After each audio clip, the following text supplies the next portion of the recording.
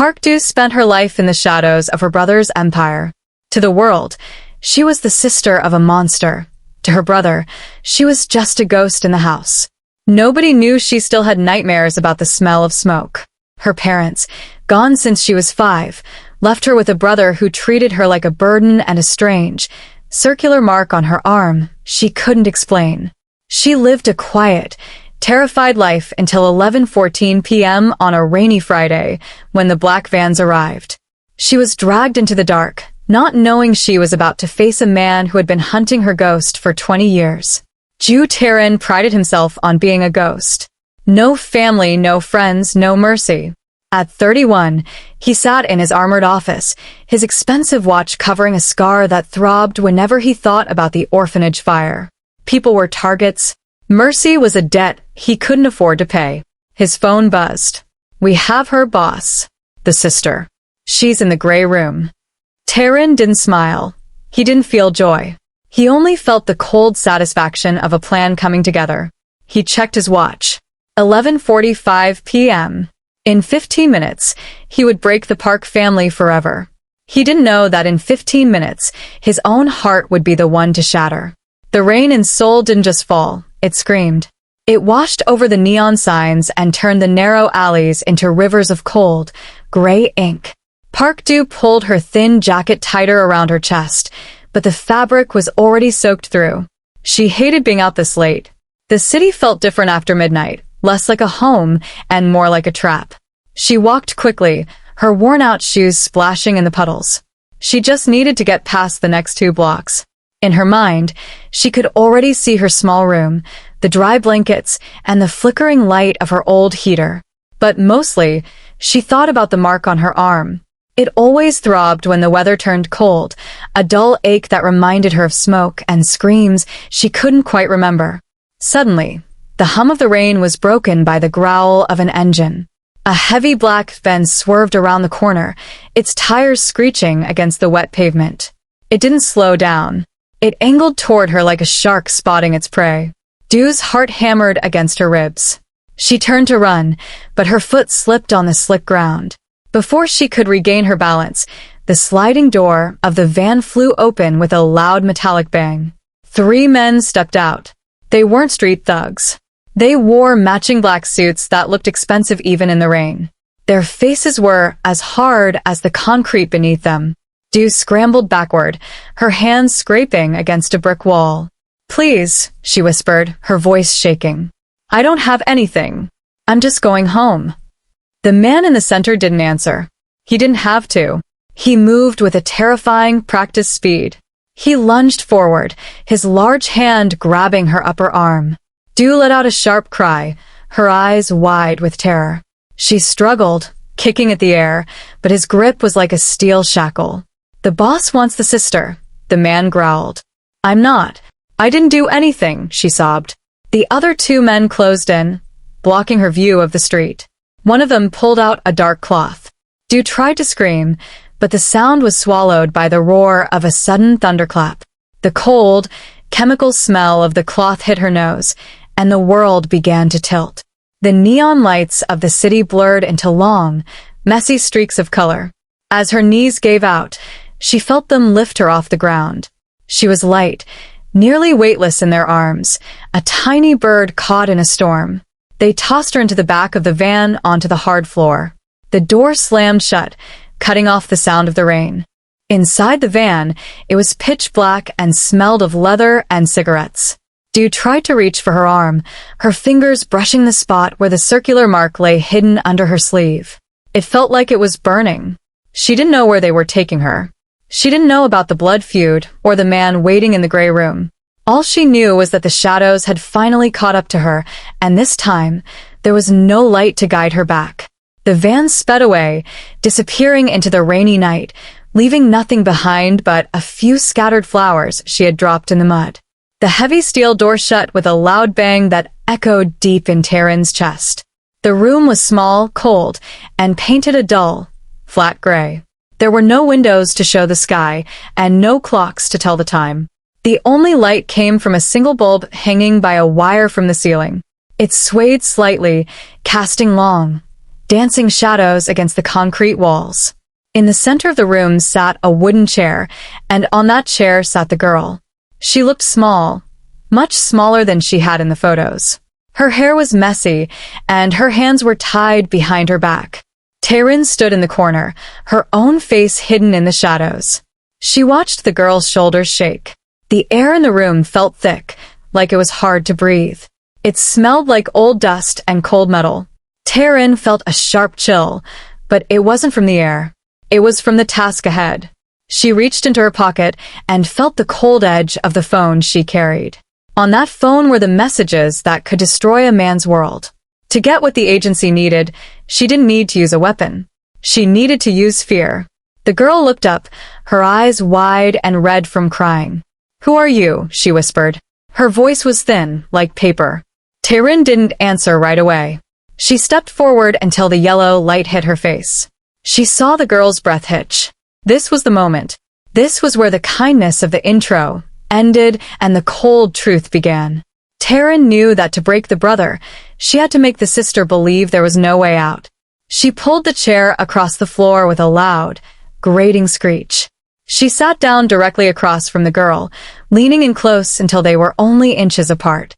Taryn's face was like stone, no smile, no anger, just emptiness. "Your brother thinks he is safe," Taryn said, her voice low and steady. "He thinks he can hide from us. But you are here, and he is not. Do you think he's coming for you?" The girl's lip trembled. She tried to look away, but there was nowhere else to go. The gray walls felt like they were closing in on both of them. Taryn reached out and placed the phone on the small table between them.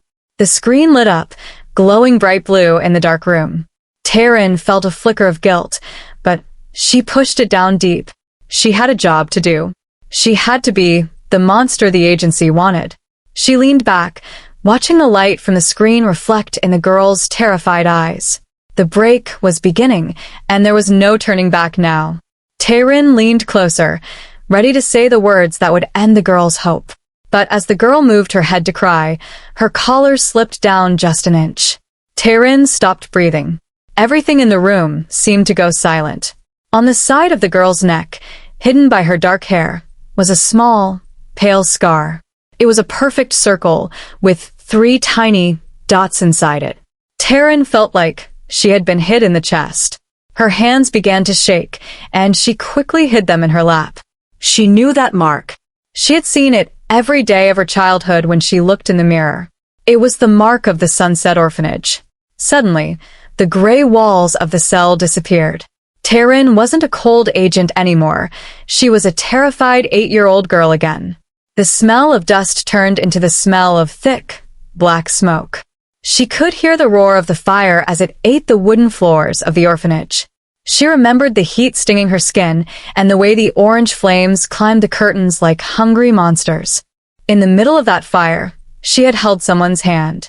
She remembered a smaller girl crying, her face covered in soot. They had hidden under a heavy desk while the roof groaned above them. Taryn had promised that little girl they would stay together forever. But then the ceiling had crashed down, a wall of fire had separated them, and the men in uniforms had pulled Taryn away into the cold night. "Taryn," the girl whispered, using a name the agency didn't even know.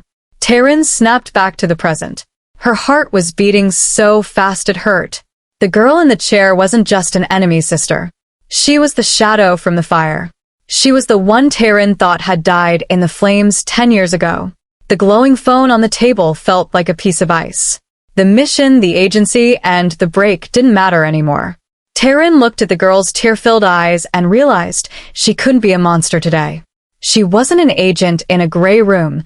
She was a survivor looking at a ghost. Taryn stood up so quickly that her chair scraped against the floor like a scream. Her heart was still racing from the memory of the fire, but her mind was now clear. She turned away from the girl and walked toward the heavy steel door. She pounded on the metal until the small viewing slot slid open. 2 guards stood on the other side, their faces hidden behind dark masks. "Open it," Taryn commanded. Her voice was sharp, but it didn't have the coldness it had minutes ago. The door groaned open, and the guards stepped back. They were waiting for her to tell them the girl was broken. They were waiting to hear that the mission was over.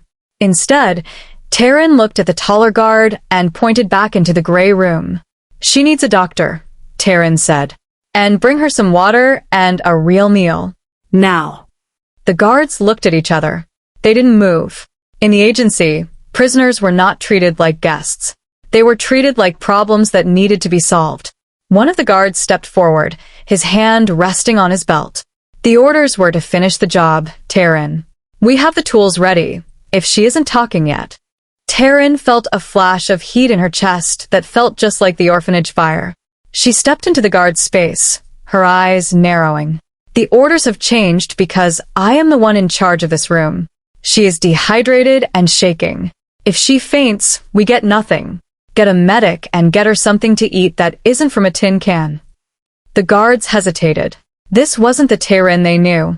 The Taryn they knew was like a machine made of ice.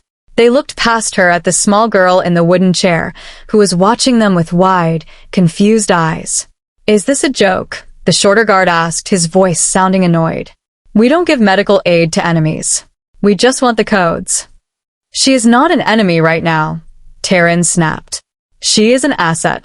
And if you don't do what I say, I will tell the director that you ruined the investigation by being stubborn. Move." The guards grumbled under their breath, but they finally turned and headed down the hallway. Taryn watched them go, her breath coming in short bursts. She knew she was breaking every rule the agency had taught her. She was supposed to be the hunter, but looking at the girl with the circular scar, she realized she was actually the protector. She turned back into the room and shut the door softly. The girl was still shivering. Taryn walked over and untied the ropes around the girl's wrists. She didn't say a word, but her hands were gentle. For the first time in years, the gray room didn't feel like a cage for a prisoner. It felt like a place where a secret was being kept safe. The girl, whose name was Park Do, rubbed her sore wrists where the ropes had been. She looked at Taryn with a mix of fear and wonder. The room was still gray and cold, but the air felt different now. The heavy silence was broken only by the sound of their breathing. Taryn sat on the edge of the small table, her heart heavy with a secret she had kept for 10 years. "Why are you helping me?" Park Do asked. Her voice was steady now, but her eyes were still searching Taryn's face for an answer. Taryn didn't speak at first. Instead, she slowly reached for the sleeve of her black jacket. She unbuttoned the cuff and pulled the fabric back. There, on the pale skin of her inner wrist, was the exact same mark. It was a faded, circular scar with 3 tiny dots, just like the one on Park Do's neck. Park Do gasped, her eyes going wide. She reached out a trembling hand but stopped before touching the skin. "The orphanage," she whispered. "The fire. I thought everyone else was gone." Taryn shook her head slowly. "I thought the same thing. They told me I was the only survivor. They told me the fire took everyone. But my brother," Park Do said, her face turning pale. "Minho told me he rescued me. He told me he found me in the street after my family died in an accident. He said he was the only person in the world who cared about me. He gave me a name and a life." Taryn felt a surge of anger. She realized the man they were hunting hadn't just stolen a girl. He had stolen her history. "He lied to you, Park Do. He didn't find you in the street. He took you from the ruins of the Sunset Orphanage. He knew who you were, and he kept the truth from you so you would feel like you owed him everything." Park Do looked down at her hands. The realization hit her like a physical blow. Everything she believed about her life was a lie. Her brother wasn't a hero. He was a thief who had used a tragedy to claim her as his own. She wasn't an orphan by accident. She was a girl who had been hidden away from her past. "He told me the mark was just a birthmark," Park Do said, her voice cracking. "He told me never to show anyone because it made me different." "He told you that so no one would recognize it," Taryn replied softly. He knew that if the right person saw that circle, his secret would be over. Taryn reached out and finally touched Park Do's shoulder. The two girls, once separated by walls of flame and years of lies, were finally standing in the truth. The mission was no longer about a target or a code. It was about two survivors finding their way home. The heavy steel door didn't open with a gentle click this time. Instead, it flew back against the stone wall with a loud, metallic crash. Taryn jumped to her feet, moving instinctively to stand in front of Park Do. She expected to see the medic she had ordered, or perhaps a tray of food. Instead, she found herself staring down the barrel of a black handgun. Standing in the doorway was Gene, her second in command. His face, usually calm and professional, was twisted into a look of deep disgust. Behind him stood 4 other agents, their weapons drawn and ready. The hallway was silent, which meant the guards Tehran had sent away had already been dealt with or had joined Jin's side. "I knew you were weak, Tehran," Gene said, his voice cold and sharp. "I watched you on the cameras. I saw you touching her hand. I saw you showing her your skin like a sentimental fool. We are here to break people, not to make friends." "I am following a lead, Gene," Taryn said, her voice remaining steady even as her heart hammered against her ribs. "This girl knows things about the target that we didn't realize. If you interfere now, you're ruining the mission." Gene laughed, but there was no humor in it. "The mission is already ruined because you've gone soft. You're letting a girl's face remind you of a past that doesn't exist anymore. The director sent us here to get results, and all you've done is order a glass of water and a bandage."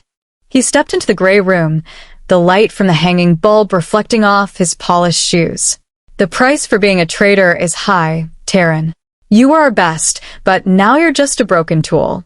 Step aside." Taryn didn't move. She felt Park Do's small hand grab the back of her jacket. The fear in the room was different now. It wasn't just the fear of a prisoner, but the fear of 2 people who were being hunted by their own side. "You'll have to go through me, Gene," Taryn whispered. Gene raised his chin, a cruel smile spreading across his face. "That was the plan anyway. I've wanted your job for a long time. Today I get the job and the girl gets what she deserves." He signaled to the agents behind him. The air in the small gray room grew heavy with the promise of violence. Taryn realized that the agency she had served for years was no longer her home. She was no longer an agent. She was a target. Before Gene could pull the trigger, the entire building shook with a loud, thunderous boom. Dust fell from the gray ceiling like snow, and the single light bulb flickered and died. For a moment, the room was pitch black. Then, the sound of rapid gunfire filled the hallway. Taryn grabbed Park Do and pulled her behind the heavy wooden chair as the door was kicked open again. Men in black tactical gear burst into the room, but they weren't wearing agency colors. They moved with a different kind of speed. At the front of the squad was Minho, the man the agency called the enemy. He didn't look like a villain. He looked like a man who was desperate. His eyes ignored the agents and landed right on Park Do. "Get away from her," Minho screamed, pointing his weapon at Gene. Gene and his men tried to fight back, but they were caught between the wall and the new attackers. In the chaos, Taryn saw her chance. She stood up, her hands raised, but she stayed in front of Park Do. "Stop," she yelled over the noise. "Minho, look at her. Look at her wrist." Minho froze. The shooting stopped as his men surrounded the small room. He looked at Park Do, who was trembling on the floor. He saw the circular mark on her neck, and then he saw the matching one on Taryn's arm. The anger in his face turned into a deep, heavy sadness. "You were never supposed to find out," Minho whispered, his voice cracking. "The agency didn't want you to know. They didn't want either of you to know." "You kidnapped her," Taryn said, her voice shaking with rage. "You took her from the fire and told her a lie for 10 years. You made us enemies so we would never talk to each other." Minho lowered his gun. "The agency started that fire, Taryn. They wanted to get rid of the orphanage to build this very base. I didn't start the fire, I saved her from it. But I knew if I told the truth, they would come back to finish the job. I created the rivalry to keep her hidden. I made myself a ghost so they would chase me instead of looking too closely at her." Park Do stood up slowly, her eyes filling with tears. "So everything, the fights, the running, the fear, it was all to hide what the agency did to us?" "Yes," Minho said. "I am not your brother by blood, but I wanted to be your shield. But now the secret is out.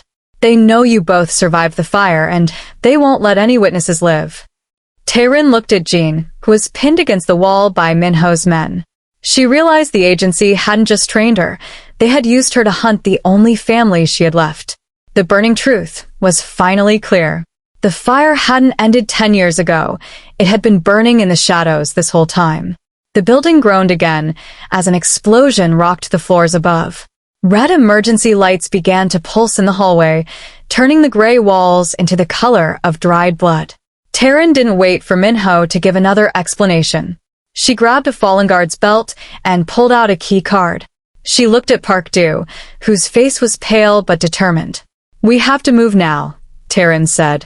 "The agency will send more men to bury the truth and us with it." They stepped out into the hallway, leaving the chaos of the room behind.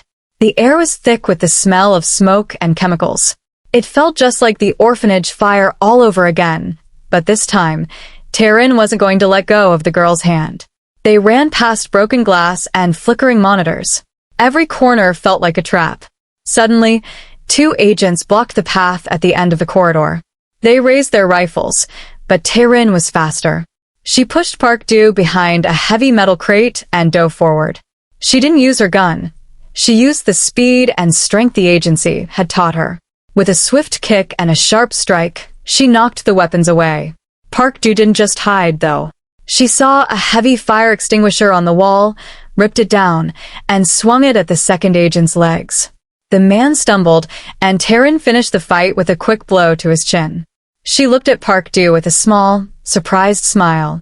"Nice move," she whispered. "I learned a few things from the man I thought was my brother." Park Do replied, her breath coming in short gasps. They reached the heavy blast doors that led to the surface. The concrete walls felt like they were closing in, making the hallway feel like a tomb. Taerin swiped the key card, but the light flashed red. Access denied. The director had locked them in. "Stand back," a voice shouted from behind them. It was Minho. He and his squad had caught up, carrying small packs of explosives. Taerin pulled Park Do close as the charges went off. The blast was deafening, and the heavy doors bent outward like they were made of tin. Fresh, cold night air rushed into the smoky tunnel. It was the first time in years that the air didn't smell like the agency's cold metal. As they scrambled through the wreckage and out into the dark woods surrounding the base, Taerin looked back at the concrete building. It looked like a giant gray grave. She looked down at her wrist, then at Park Do's neck. The marks were still there, but they weren't just scars anymore. They were proof that they had survived twice. Together, they disappeared into the shadows of the trees, leaving the concrete tomb to burn behind them. The sun began to rise over the quiet valley, turning the sky a soft shade of pink. Far away, the smoke from the destroyed base was just a thin line on the horizon. Taerin sat on a large, flat rock near the edge of a cliff. In her hands, she held a small, black leather book. This was her ledger. Inside were the names of every person she had tracked, every secret she had stolen, and every cold order she had followed for the agency. It was her entire life as a ghost, written in neat, tiny letters. Park Do walked up and sat beside her. She looked different in the morning light. The fear was gone from her eyes, replaced by a calm strength. She watched as Taerin pulled a small lighter from her pocket. With a steady hand, Taerin flicked the flame and held it to the corner of the book. The paper curled and turned black. The names of the dead and the secrets of the powerful began to vanish into gray ash. Taerin watched the fire eat the pages, feeling a weight lift off her shoulders with every spark that flew into the wind. This was the end of the machine she had become. She wasn't an agent anymore. She was just a woman with a memory. "It's really over," Park Do whispered. She reached into her pocket and pulled out a small, charred piece of wood she had taken from the ruins of the prison. They stood up together and walked to a small mound of earth they had gathered under an old oak tree. They didn't have bodies to bury, but they had a past that needed to stay in the ground. Taerin dropped the last burning scrap of her ledger onto the dirt, and Park Do placed the piece of wood on top. They stood there in silence for a long time, honoring the children they used to be and the friends they had lost in the orphanage fire so long ago. "What do we do now?" Park Du asked, looking out at the vast green world below them. Taryn looked at the circular scar on her wrist one last time. It didn't feel like a brand of a prisoner anymore. It felt like a badge of a survivor. She reached out and took Park Du's hand, her grip firm and warm. "We build something new," Taryn said. "Not a kingdom of secrets or a house of lies. Just a life. Our own life." They turned away from the grave of their past and started walking down the mountain trail. The new empire wasn't a building or a company. It was the freedom to choose their own path. As the sun climbed higher, the shadows of the gray room finally disappeared, leaving nothing but the bright, open road ahead.